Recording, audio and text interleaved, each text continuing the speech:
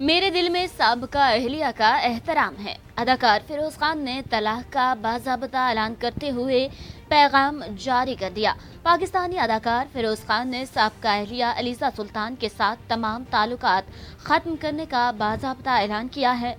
तफसीलात के मुताबिक गुज़िश्ता रोज फैमिली जज शर्की की अदालत में अदाकार फिरोज खान की जानिब से बच्चों से मुलाकात कराने से मुतालिक केस की समाअत हुई।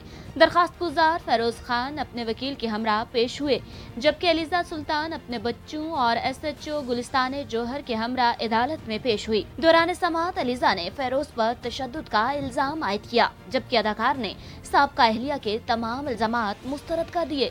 अदालत ने बच्चों की कस्टडी के केस की मजीद समाअत 1 अक्टूबर तक मुलतवी कर दी। ताहम अब फिरोज खान ने भी इंस्टाग्राम पर एक पोस्ट शेयर की और बताया कि उनकी तलाक 3 सितंबर 2022 को हुई और अब उन्होंने बच्चों सुल्तान और फातिमा की कस्टडी के लिए अदालत में केस दायर कर रखा है। अदाकार ने अपनी पोस्ट में गुज़िश्ता रोज अदालत का अहवाल बताया और लिखा कि मुझे अपने मुल्क की अदालत के इंसाफ पर पूरा भरोसा है।